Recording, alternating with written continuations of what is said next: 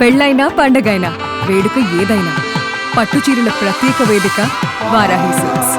ఆంధ్రప్రదేశ్లో మరో 1,00,000 కోట్ల ఇన్వెస్ట్మెంట్ రెడీ అయింది. సిఐఐ సమిట్కి ముందరే ఈ వార్తలని రావడం ఆసక్తికరంగా మారుతుంది. జాతీయ మీడియాలో ఒక కథనం, బ్రూక్ ఫీల్డ్ ఇన్వెస్ట్మెంట్స్ కంపెనీ ఏపీలో వివిధ కేటగిరీలో, ముఖ్యంగా పవర్ సెక్టార్లో, క్లీన్ ఎనర్జీ సెక్టార్లో, అలానే హాస్పిటాలిటీ రంగంలో, హౌసింగ్ కన్స్ట్రక్షన్ విషయంలో, వీటన్నిటిలో కూడా దాదాపుగా $12 బిలియన్ ఇన్వెస్ట్ చేయడానికి రెడీ అయినట్టుగా సమాచారం. దీన్ని అఫీషియల్గా మంత్రి నారా లోకేష్ కూడా రీపోస్ట్ చేయడం ఇప్పుడు ఆసక్తికరంగా మారింది. ఇప్పటికే నిర్మాణాలకు సంబంధించి, ప్రాజెక్టులకు సంబంధించి పెద్ద ఎత్తున చర్చ జరుగుతూ ఉంది. అలానే 14, 15 తేదీల్లో నవంబర్లో జరిగేటువంటి వైజాగ్ సమిట్ ఆంధ్రప్రదేశ్కి మరింత ఇన్వెస్ట్మెంట్స్ తెస్తుంది అనేటువంటి ఒక ఆలోచన రేకెత్తిస్తుంది. దానికంటే ముందర ఈ ప్రకటన రావడం, Brookfield lines up $12 billion for green energy in Andhra Pradesh, largest foreign commitment for sector to come over 3 years, 3 ఏళ్లలో పెట్టేటువంటి ఇన్వెస్ట్మెంట్ మోర్ ప్లాన్. అలానే బ్రూక్ ఫీల్డ్స్ లిస్ట్లో ఫోకస్ ఆన్ ఇన్సోల్,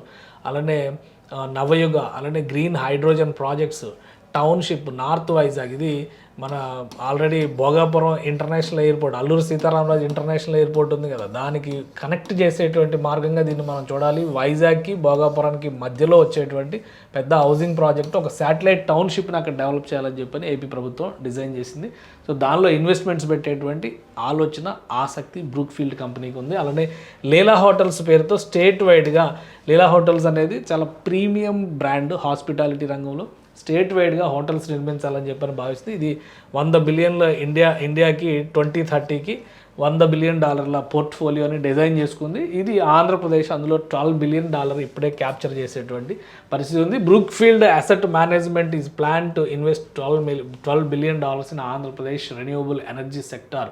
సో ఇది ఆల్రెడీ దీనికి సంబంధించి ఒక ట్వీట్ నారా లోకేష్ గారు కూడా ఇదే ట్వీట్ని, నేషనల్ మీడియా రాసినటువంటి ఈ కథనాన్ని నారా లోకేష్ గారు కూడా రీట్వీట్ చేశారు. దాంతో అందరిలోనూ ఆసక్తి నెలకొని ఉంది. సెప్టెంబర్లో ఒక ప్లానింగ్ జరుగుతుంది. అలానే between Nara Lokesh and Brookfield president మధ్య ఒక మీటింగ్ జరిగింది. ఆ మీటింగ్ సారాంశం ఏంటంటే, ఇన్వెస్ట్మెంట్స్ పైన ఆసక్తి ఉందని చెప్పడం ఒకటైతే, మరొకటి ఆపర్చునిటీస్ని సెర్చ్ చేసేటువంటి పనిలో ఉన్నామన్నారు. ఇప్పుడు దానిలో ఒక క్లారిటీ వచ్చేసింది. అందుకనే దాదాపు 1,00,000 కోట్ల ఇన్వెస్ట్మెంట్స్కి రెడీ అవుతుంది. అలానే అసలు ఈ బ్రూక్ ఫీల్డ్ కంపెనీ ఏంటి, దాని ప్రొఫైల్ కూడా ఒకసారి మనం చూద్దాం. ఇక్కడ బ్రూక్ ఫీల్డ్కి సంబంధించినటువంటి హోమ్ పేజ్ చూస్తే కనుక, investments, we're leading global investment firm focused on building long term wealth for institutions and individuals around the world. వీళ్ళ పని ఏంటంటే ఇన్వెస్ట్మెంట్స్ పెట్టడం, పెట్టుబడులు పెట్టడమే పని. కాబట్టి వివిధ కంపెనీలు, వివిధ ఆపర్చునిటీస్, వాటిని చూసుకుని అక్కడ ఉండేటువంటి లాభాలని లేదా ఇన్వెస్ట్మెంట్స్ ప్రోగ్రెస్ ఏ విధంగా ఉంటుంది అనేటువంటి దాన్ని దృష్టిలో పెట్టుకుని ఈ ప్రాజెక్ట్స్ అన్నింటిలో కూడా ఇన్వెస్ట్మెంట్స్ చేస్తూ ఉంటుంది ఈ కంపెనీ. సో ఈ బ్రూక్ ఫీల్డ్కి వరల్డ్ వైడ్గా కూడా క్లయింట్స్ ఉన్నారు. ప్రఖ్యాత సంస్థలు చాలా వాటిలో కూడా ఇన్వెస్ట్మెంట్స్ పెట్టింది. వాళ్ళకు ఉన్నటువంటి asset management, wealth solutions, operations business. So ఇవన్నీ వీటికి తోడు అదనంగా ద లీలా అనేటువంటి బ్రాండ్తో చేసేటువంటి hospitality, hotels, resorts, palaces designing చేసేటువంటిది కూడా ఈ బ్రూక్ ఫీల్డ్ దానిలో ఉన్నటువంటి ప్రముఖమైనటువంటి వింగ్ అనమాట. సో ఇప్పుడు ఈ లీలా బ్రాండ్ గురించి, ఢిల్లీలో ఉన్నటువంటి లీలా హోటల్స్ గురించి, అంటే ఒక 5 స్టార్ రేంజ్ హోటల్స్ గురించి మనం చూస్తుంటాం. అదే తరహాలో ఆంధ్రప్రదేశ్లో ఉన్నటువంటి కీలకమైన నగరాల్లో లీలా బ్రాండ్ హోటల్స్ని లాంచ్ చేసేటువంటి ఆలోచన కూడా చేస్తుంది ఈ బ్రూక్ ఫీల్డ్ కంపెనీ. దీనికి సంబంధించినటువంటి డేటా మొత్తం ఇప్పుడు నేషనల్ మీడియాలో వచ్చినటువంటి కథనాల్లో ఆసక్తిని, అదేవిధంగా అందులో షేర్ చేసినటువంటి వాటిని నారా లోకేష్ గారు రీపోస్ట్ చేశారు. సో ఇది అందరిలోనూ ఆసక్తి రేకెత్తిస్తున్నటువంటి అంశం. సమిట్కి ముందరే, అంటే 2025లో జరిగేటువంటి సమిట్, 2025 నవంబర్ 14-15 జరిగేటువంటి సమిట్ ఇప్పటికే ఈ 10 నెలలు, అంటే ఈ 16 నెలల్లో 10 లక్షల కోట్ల ఇన్వెస్ట్మెంట్స్ తెచ్చామని చెప్పని చెప్తున్నారు. అలానే ఇప్పుడు ఒక 1,00,000 కోట్ల ఇన్వెస్ట్మెంట్స్ కమిట్మెంట్, రేపు జరగబోయేటువంటి సమిట్లో ఇంకెంత కమిట్మెంట్స్ వస్తాయనేటువంటి ఆసక్తి నెలకొని ఉంది.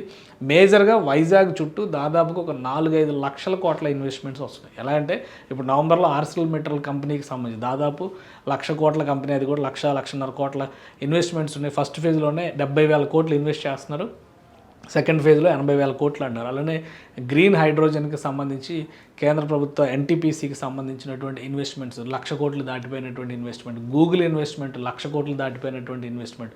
సో ఇట్లా భారీ ఇన్వెస్ట్మెంట్స్ వైజాగ్ సెంట్రిక్గా, ఎందుకంటే వైజాగ్ ఏరియాని ఒక లాజిస్టిక్స్ కారిడార్గా డెవలప్ చేయాలని చెప్పి ఆంధ్రప్రదేశ్ ప్రభుత్వం భావిస్తుంది. అటు వైజాగ్, విజయనగరం, వైజాగ్, కాకినాడ వరకు ఒక పెద్ద స్ట్రెచ్ లాజిస్టిక్స్ కారిడార్ కింద దీన్ని ఆంధ్రప్రదేశ్కి సంబంధించి డెవలప్ చేయాలని భావిస్తుంది.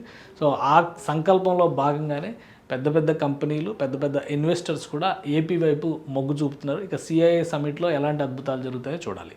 సుమన్ టీవీలో మీ పర్సనల్ అండ్ బిజినెస్ ప్రమోషన్స్ కోసం కింది నెంబర్కి కాంటాక్ట్ చేయండి.